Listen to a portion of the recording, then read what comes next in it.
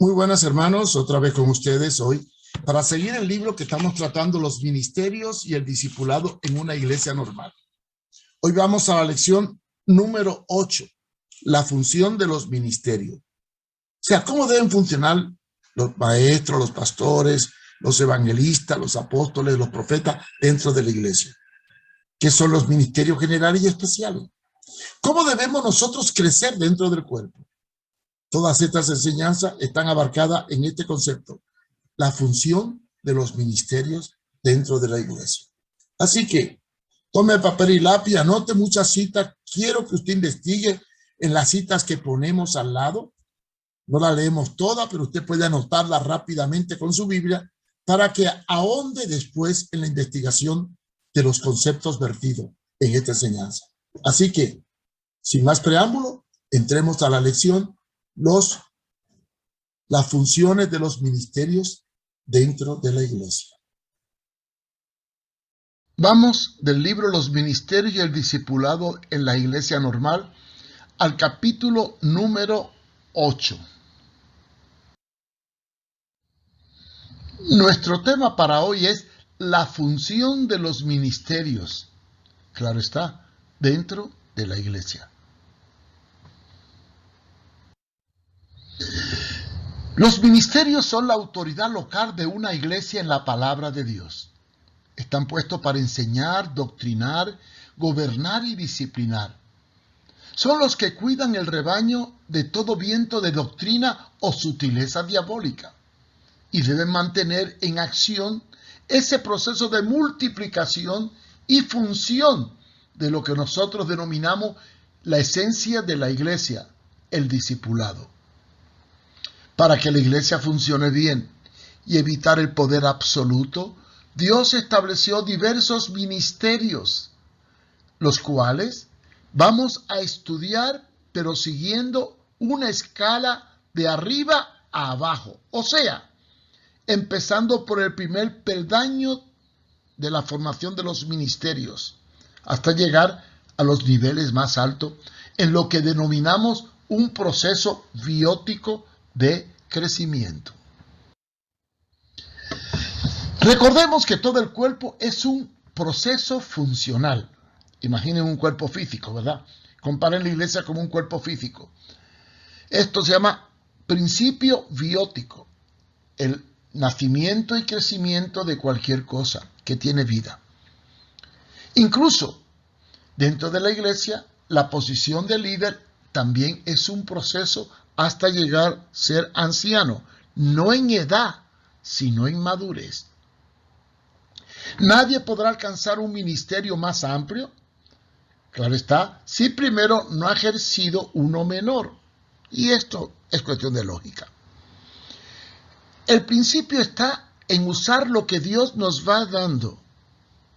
A poco, el Señor añadirá más y más, hasta ponerlos en las partes más altas dentro del cuerpo, no porque yo quiero, sino porque el crecimiento me empuja hacia arriba, no porque lo deseo, sino porque he crecido. Estoy dando frutos que evidencian un crecimiento espiritual. Debemos recordar que el que no es fiel en lo poco, tampoco lo puede ser en lo mucho, como dice Lucas 16:10. Existe una lógica en la posición de los ministerios. Todo es evolutivo. Nacemos, crecemos, maduramos, envejecemos y morimos. Según el cuerpo crece hacia abajo, o sea, se multiplican los discípulos, nosotros crecemos hacia arriba de forma lenta, ubicándonos en otros niveles en los cuales vamos ejerciendo diferentes funciones según la necesidad. Y después de haber pasado por varias funciones anteriores, nos convertimos en líder. Repito, una vez más, lo más lógico para que uno sea abuelo es tener primero un hijo, o sea, ser padre, ya que todo es un proceso de crecimiento. Pero veamos cómo esto ocurre en las funciones ministeriales. El apóstol Pablo habla de 5 ministerios en Efesios 4, 11 y 12. Pero vamos a hablar del orden de ministerio. Primero aparecen maestros y pastores. Es el primer nivel de crecimiento dentro del ministerio. Está en aquellos que ejercen la enseñanza y el pastorado. Pero ellos deben de aprender al lado de un pastor. ¿Por qué? Los pastores producen pastores y las ovejas, ovejas. Se comienza siendo discípulo y al crecer me convierto en maestro de un discipulado. Entonces me comprometo en el crecimiento del grupo que tengo. Después, comienzo a enseñar y a dirigir con la palabra a varios grupos de células que emanan del discipulado que formé. Y entonces van haciendo la multiplicación. Lo primero que empezamos a hacer en este proceso es transmitir lo que aprendimos de arriba y lo vamos trasladando para abajo. Dios levanta entre los maestros de célula, que son hacedores de discípulos, algunos para que sean maestros del cuerpo, porque se multiplican y cuando la célula se multiplica, el líder crece, aunque no quiera. Estos maestros que nacen como un proceso de crecimiento son ministerio para enseñar la palabra en la comunidad. Pero para ser pastor se requiere primero haber sido maestro. Y antes de ser maestro, discípulo convertido. Entonces el maestro tiene discípulo, funciona como tal, a lo mejor llega a ser diácono o ayudante en la iglesia y de pronto, debido al crecimiento, al testimonio y a la madurez, se vuelve pastor. El pastor se forma al lado de otro pastor, al igual que un buen mecánico se hace al lado de un maestro mecánico. Entre los requisitos dados por San Pablo para hacer ministerio en la iglesia se demanda que no debe ser un neófito. Vamos a leer 1 de Timoteo 3:6. No un neófito, no sea que envaneciéndose caiga en la condenación del diablo. También es necesario que tenga buen testimonio de los de afuera, para que no caiga en descrédito y lazo del diablo. Así que solamente no es ser un neófito, un ignorante, sino tener buen testimonio y buen crédito. La posición en el cuerpo se alcanza por un aprendizaje acompañado del servicio y entrega a los demás. Un pastor es aquel que enseña y cuida al rebaño, fundamentando su autoridad más que en sus méritos propios o en la imposición o elección, sino en su conducta y ejemplo. Este también ejerce la facultad de ser maestro, aunque no siempre funciona como tal. Pablo menciona a los pastores y maestros como una misma cosa o como algo en común. Tanto los maestros como los pastores tienen la responsabilidad de guiar y cuidar a la grey en la doctrina, dirigiendo al rebaño hacia pastos verdes y metas claras y enseñanza que los proteja del engaño. O sea, tiene que cuidar a las ovejas de los lobos rapaces. Ahí tenemos alguna cita que el pastor está relacionado con el maestro y evidentemente también tiene que saber enseñar. Tiene que ser entendido, implica ser estudiante diligente de la palabra, teniendo un conocimiento del papel que desempeña con madurez en su carácter y tendrá responsabilidad de alimentar y proteger a la grey. Maestro son los que alcanzan un título de pedagogía en el sentido común, pero en el sentido nuestro no. No. No es uno que usa una pizarra, ni da un curso de dispensaciones o de doctrina o de homilética o tiene un doctorado. No. Maestro es aquel que le da al cuerpo las pautas y orientaciones necesarias en el momento específico de acuerdo a la palabra. Es uno que guía a las ovejas hacia la perfección y el crecimiento. El maestro complementa la labor pastoral velando por la doctrina, junto con el consejo de ancianos. Este supervisará las funciones de los discipuladores, observando la forma en que se transmite la enseñanza que reciben de arriba para que sean fieles en transmitirla sin añadirle ni quitarle. Pastor. Cuida, protege y vigila al rebaño. No es comadrona, no pare, ni cría a las bebés o nuevos convertidos, como ocurre hoy en día. El pastor no está para pasarle la mano a los hermanitos tristes o visitar a todos los que desean una visita rutinaria. El pastor está para cuidar, guiar, dar dirección. Cuidar al rebaño de los errores, de filosofías o trampas diabólicas. Supervisará la vida de las células, el testimonio de los que son su comunidad. Velará por la salud de la familia y de los servicios y de las necesidades del cuerpo. El pastor orientará y disciplinará a aquellos que pecan. Él cuidará la unidad y buscará que cada uno haga la función que le corresponde dentro del cuerpo. En Hechos 2, del 28 al 30, encontramos las instrucciones de Pablo para la iglesia de Mileto y le pide que cuiden la grey del Señor usando el plural, obispos. O sea, que en una iglesia el pastor tiene que apoyarse en un pluralismo de ministerio y actuar en concordancia, en comunión, colegiadamente. El pastor es el que representa el consejo de ancianos y el que debe afrontar la problemática de la iglesia. Puede haber tantos pastores como necesidades hayas en el rebaño, pues es el crecimiento el que dicta los parámetros o las pautas que deben regir el ministerio. Aunque siempre en las iglesias apostólicas existían un pluralismo ministerial.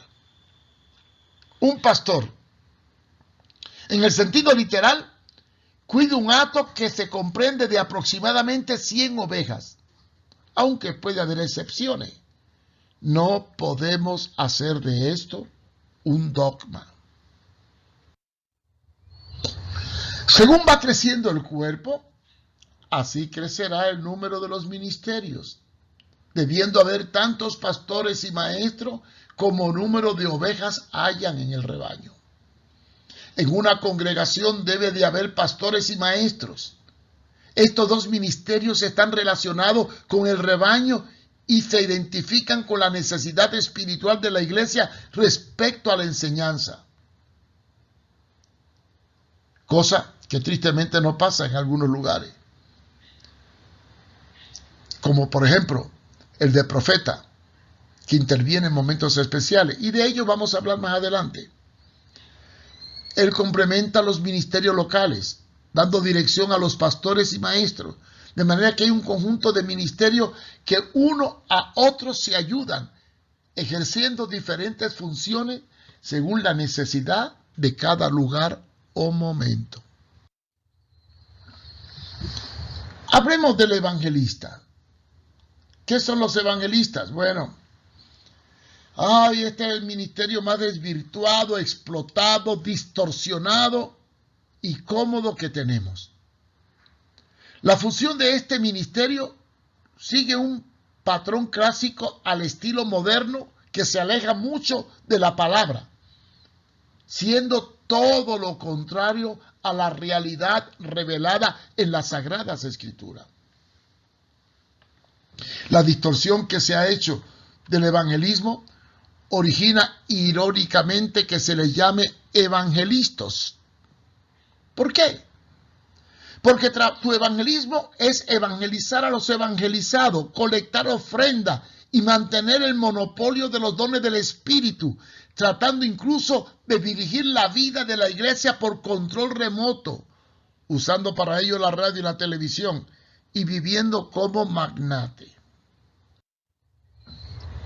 Son los televangelistas los que más escándalo han causado a las iglesias en los países evangélicos. Muchos de estos crean espectáculos, propaganda y títulos extravagantes, como por ejemplo, el evangelista internacional, el gran siervo de Dios ungido, etcétera, etcétera. Hombre, si eres grande no puedes ser siervo, y si eres siervo no puedes ser grande.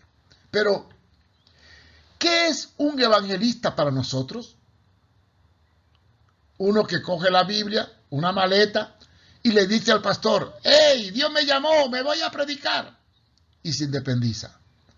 Consigue una credencial de evangelista internacional, crea su organización y se autoordena, comenzando a ir de iglesia en iglesia, dando campaña a los evangelizados. Esto lo puedo hallar en mi libro, El principio de ser siervo. En esas campañas las iglesias hacen un llamamiento, a veces psicológico, y el evangelista enfatiza que los pecadores y enfermos pasen al frente. Y quizás pasan muchísimos, hermanos. Y después dice: se convirtieron 800 almas. ¿Y saben una cosa? Casi todos eran de la iglesia, que fueron a buscar oración por enfermedades y lo consideraron como convertidos. Esto lo he visto yo muchas veces. En España había una gran campaña evangelística, no voy a decir nombre. Fueron muchas iglesias, pasaron muchos al frente. Fueron por sanidad y oración y aparecieron como convertidos en la campaña. Este tipo de concepto es una degeneración bíblica que ha dado origen a todo un estilo de trabajo que muchas veces carece de los elementos del verdadero concepto y principio bíblico.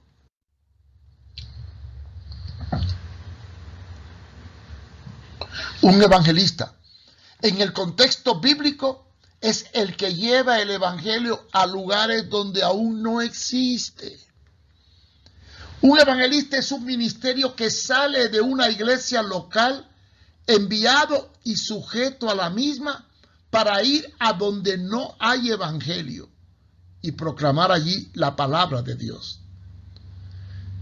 Como fruto de esa evangelización, nace una obra nueva, establece una iglesia y el misionero se convierte en el primer evangelista, porque al fin y al cabo, un evangelista y un misionero es lo mismo.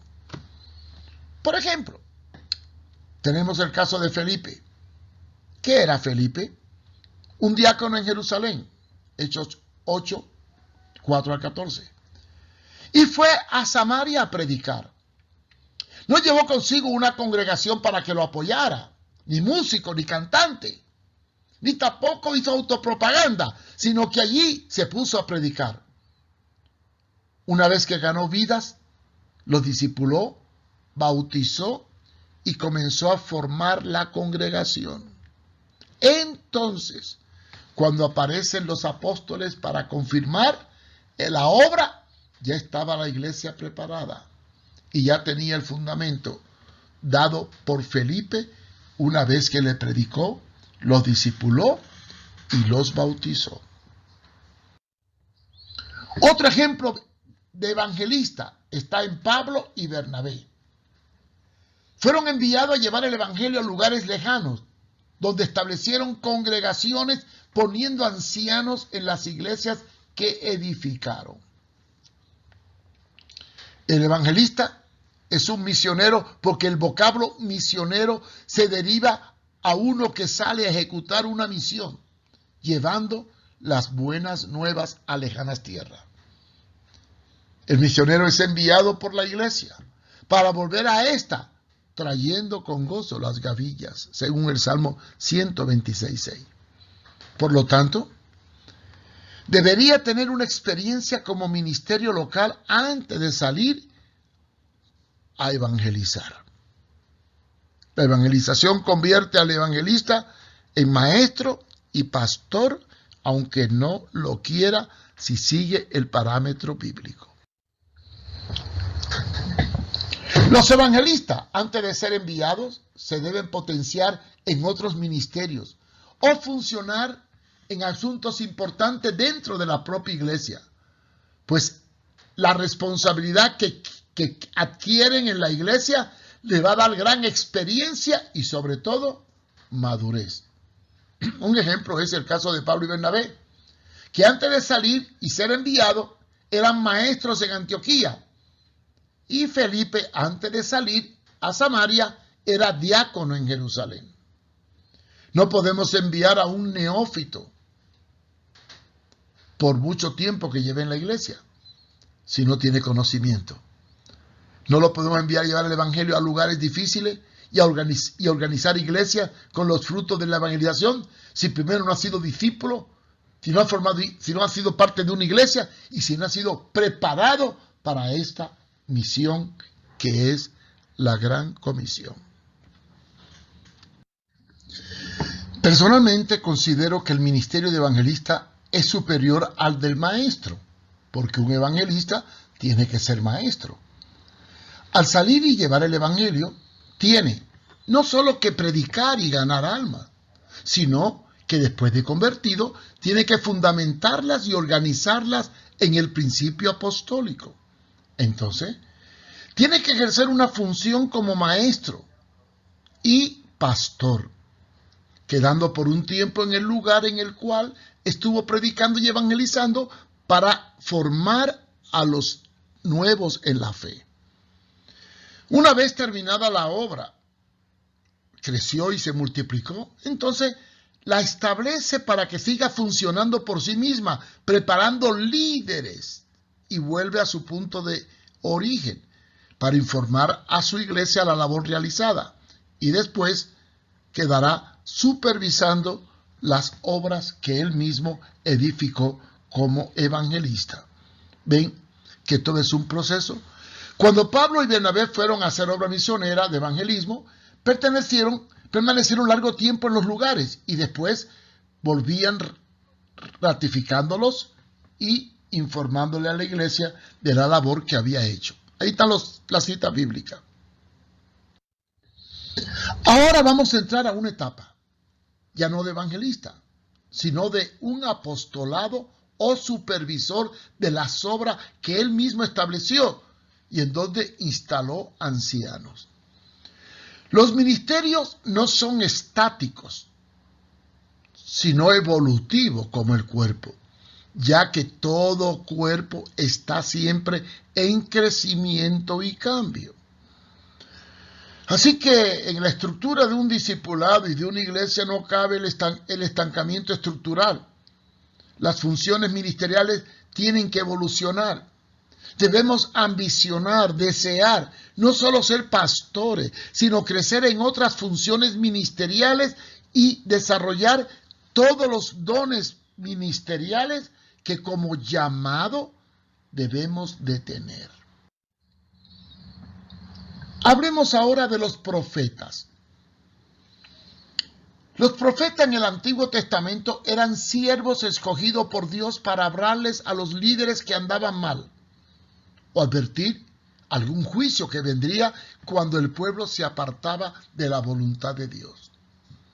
Estos profetas eran los voceros de Jehová cuando la situación así lo requería.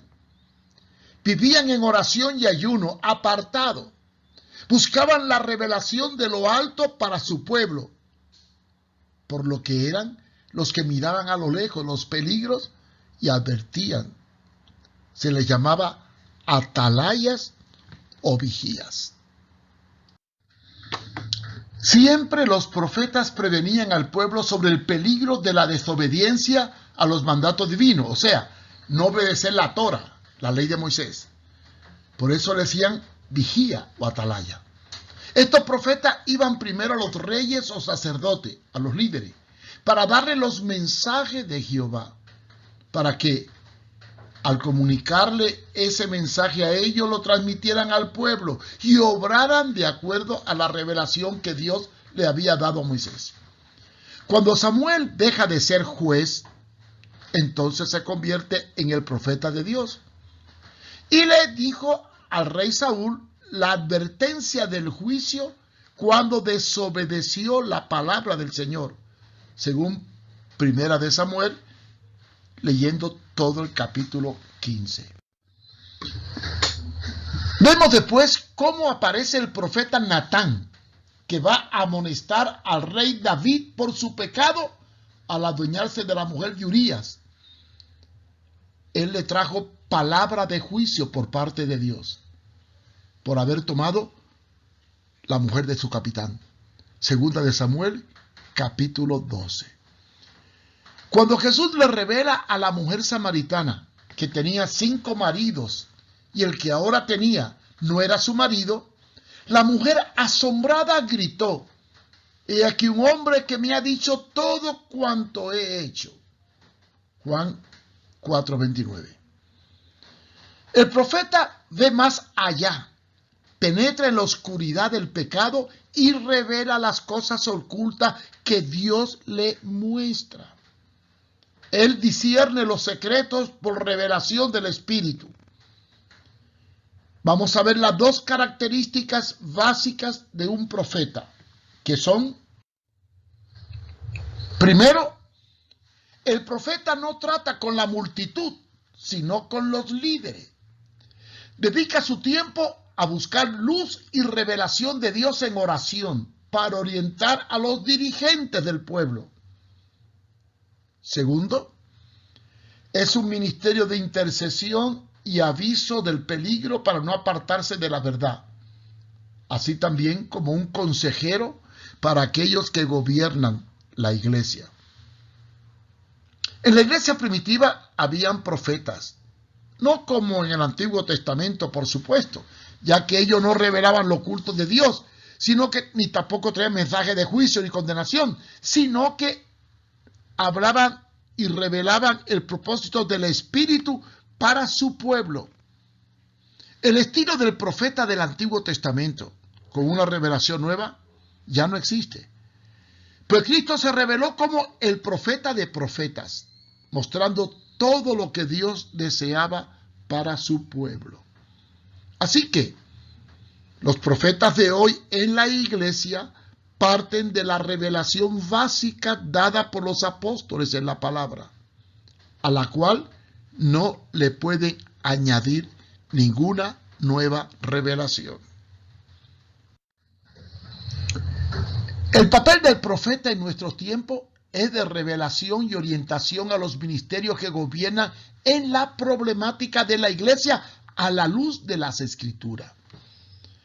No tiene que ver nada con el don de profecía, que es aparte, ni sigue el estilo profético del Antiguo Testamento, que trae un juicio y una revelación nueva de lo que va a ocurrir.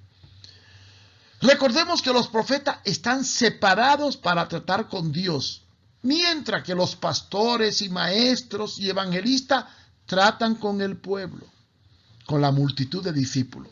Y cuando ellos confrontan problemas, necesitan a alguien que no sea parte y juez del problema. Y ahí entra en papel de los que son maduros, apartados y con experiencia ministerial, que pueden dar consejo profético a los líderes de la iglesia. Dentro de cualquier iglesia hay problemas y muchas veces los pastores no pueden ser objetivos porque viven dentro del problema. No pueden ser parte y juez en un asunto. Es ahí cuando entra en escena el ministerio de profeta.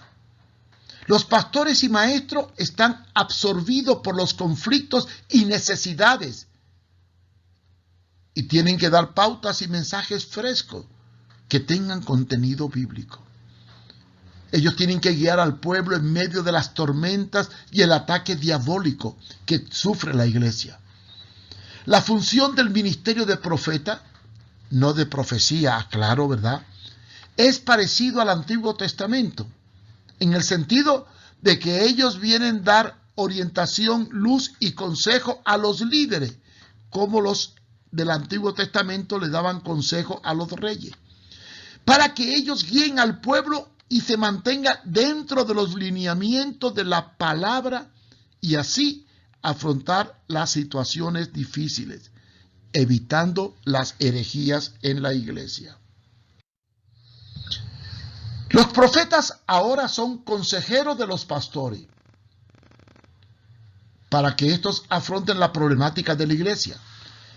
Los que orientan a los ministerios y velan por la doctrina, así como de las necesidades específicas que tiene el pueblo de Dios en cada lugar y momento. La diferencia entre el ministerio de profeta del Antiguo Testamento con el Nuevo Testamento radica en que los primeros tenían revelación directa de Dios, sin usar la palabra escrita, pues ellos eran la palabra viva.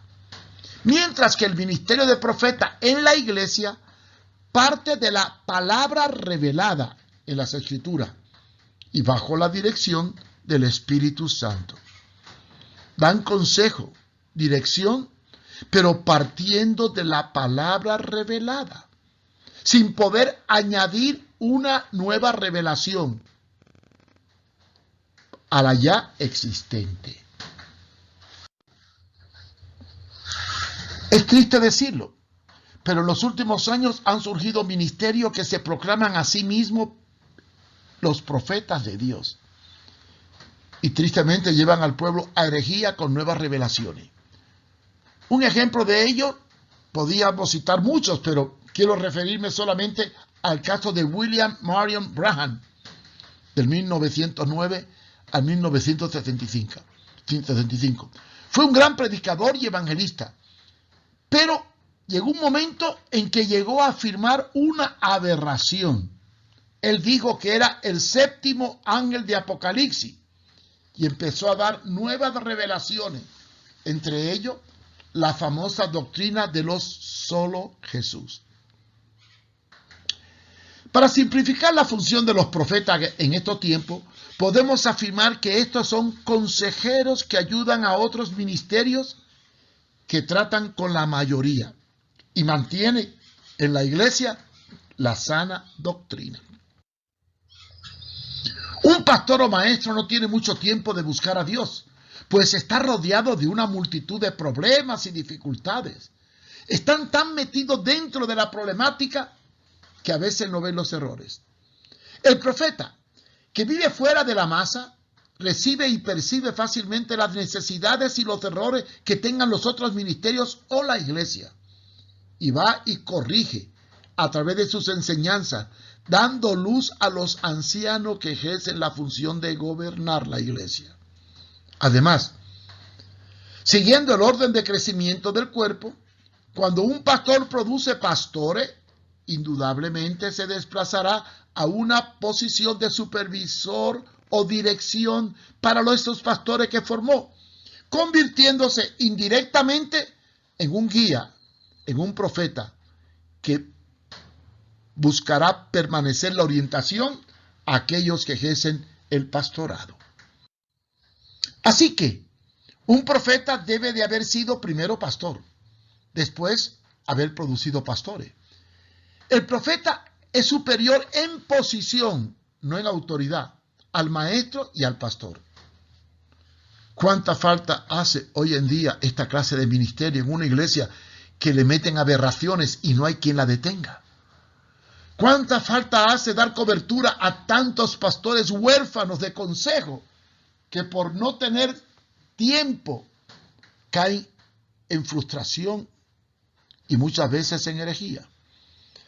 Hermanos, Si hoy hubieran profetas que ayudasen a advertir los peligros del diablo en la iglesia y las tramas que hay, ¿cuántos errores evitaríamos que se introduzcan sutilmente en la iglesia? Porque los afrontarían y corregirían, evitando de esta forma divisiones que por falta de sabiduría son ilógicas en el cuerpo de Cristo.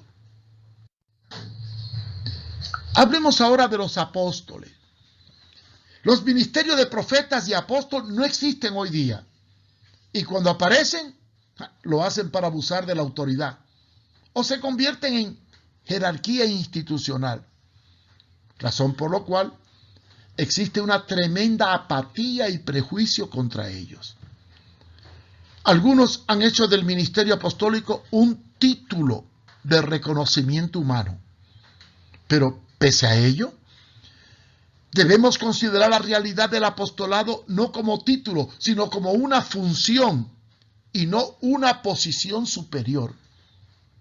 Es la aspiración más grande en el ministerio alcanzar, llegar a ser apóstol, no por título, sino por crecimiento y multiplicación. La pregunta que yo les haría es, ¿cómo uno se hace apóstol? Uno se hace apóstol no porque quiere, sino porque ha crecido en todos los demás ministerios, dejando iglesias establecidas. Así que el apostolado no es un título, sino un fruto ministerial. Muchos afirman que no puede haber apóstoles en nuestros tiempos, porque solo fueron 12, y eran ellos, y no habrá más. En relación a la autoridad del canon bíblico, solo hubieron 12 apóstoles, que son el fundamento de nuestra fe. Considero que el apostolado es una posición en el cuerpo, que nació y se fundó con los 12, los cuales pusieron el fundamento, pero que no se le llama solamente a ellos apóstoles. Aparecen otros apóstoles en la Biblia, porque al fin y al cabo, el término apóstol y apostolado significa los enviados en una misión especial. La Biblia registra que, además de los 12 apóstoles, Dios levantó a otros, no para hacer el canon, sino para funcionar fundando iglesias. Por ejemplo, tenemos el caso de Pablo y Bernabé, enviados como evangelistas y misioneros, y después, en Hechos 14:14 se le menciona como apóstoles. Leamos. Cuando lo oyeron los apóstoles Bernabé y Pablo, rasgaron sus ropas y se lanzaron entre la multitud, dando voces diciendo, varones, ¿por qué hacéis esto? Ahí tenemos una referencia de Pablo y Bernabé como apóstoles. Después, Pablo menciona a Tito como colaborador entre sus apóstoles en 2 de Corintios 8:23. Tito, ya sabes, es compañero mío y colaborador conmigo en favor de ustedes. Y la misma referencia hace el apóstol Pablo a Epafrodito, Filipenses 2:25, usando el término relativo a posición dentro del apostolado, ya que le dice claramente que es colaborador y compañero de milicia. Se menciona también a Jacobo, el hermano del Señor, como apóstol, Gálatas 12:19. Y al escribirle a los romanos, Pablo menciona a Andrónico y a Junias como parientes y compañeros de prisión por Cristo, a los cuales considera estimado entre los apóstoles. Romanos 16:7. En su primera epístola a los tesalonicenses, en el capítulo 1, verso 1, Pablo en la introducción coloca a Silvano y a Timoteo a su propio nivel como apóstoles. Así que el apostolado era una función, no una cuestión de privilegio. Y ahí al lado tienen la cita bíblica que respalda este término. La función del apóstol es la más elevada dentro de los ministerios del cuerpo de Cristo. No querer ser alguien, sino por dar fruto. Ellos establecen obra y ponen en ella el fundamento de la doctrina de los 12 apóstoles. El apóstol ejercía influencia sobre las iglesias que él mismo había establecido en diferentes localidades y las confirmaba en la fe. Nadie podrá ser apóstol si primero no dio fruto como discípulo y luego como los otros ministerios, maestros, pastores y evangelistas. Un ejemplo lo tenemos en Pablo. Primero fue discípulo en Damasco de Ananías. Más tarde en Antioquía se juntó a Bernabé. Ambos eran maestros dentro de la iglesia local en Antioquía. Después se les envía como evangelistas misioneros. Ellos establecen obras y ponen ancianos y se convierten en apóstoles. En los viajes posteriores, ya de regreso, los apóstoles visitaban las obras que habían levantado para confirmarlos en la fe. O sea, supervisar los frutos de su trabajo y evaluar cómo funcionaban los ancianos que ellos habían constituido. Sobre la iglesia local estaban los apóstoles o supervisores para cuidarla y mantenerla unida en la doctrina, interviniendo solo cuando se lo pedían o miraban la necesidad. Y por eso nacieron las epístolas de Tito y Timoteo. No están en el sentido de autoridad los apóstoles sino en unidad espiritual con los ministerios locales. Así que el sello del apostolado o las credenciales de apóstol es dejar iglesias establecidas y fundamentarlas en la verdad bíblica según 1 Corintios 9:2.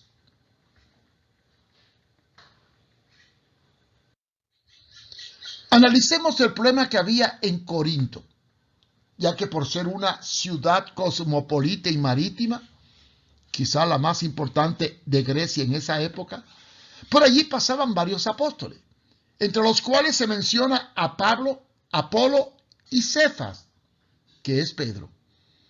Cada cual hizo discípulos y se formaron varias células o grupos con diferentes padres espirituales. Esto produjo contienda, ya que cada grupo se creía superior al otro y exaltaba a sus líderes, por lo cual Pablo les escribe duramente, exponiendo el principio de la unidad. 1 Corintios, capítulo 1, versículo del 12 al 17. Y es importante que lo busquen y lo lean y lo marquen. El patrón que relacionaba y unía una iglesia con otra era el apóstol. Cada uno de los que establecían iglesia las cuidaban y velaban por ella, por lo cual era la autoridad sobre la misma debido a su derecho de paternidad. En el estudio del trabajo de Pablo en sus viajes encontramos que edificó 5 iglesias en 5 ciudades. Él las supervisaba, ayudándolas cuando lo requerían. Cada uno tenía su propio gobierno. Él velaba por la doctrina y la fe de los discípulos, que como hijos reconocían su paternidad espiritual con la cual se vinculaban al apóstol. Cuando aparecían problemas, los ministerios locales acudían a aquel del cual eran discípulos. Él le contestaba, dándole pautas para que supieran cómo actuar. Así nacieron las epístolas o cartas que hizo Pablo a Timoteo, Tito y Filemón, que no son otra cosa que consejos prácticos a sus discípulos. En 1 Corintios capítulo 5, y es bueno que lo busquen, lo lean y lo marquen, Pablo orienta a los ministerios locales en cuanto a un serio problema que surgió en la iglesia. Era el caso de un hermano que había fornicado con la mujer de su padre.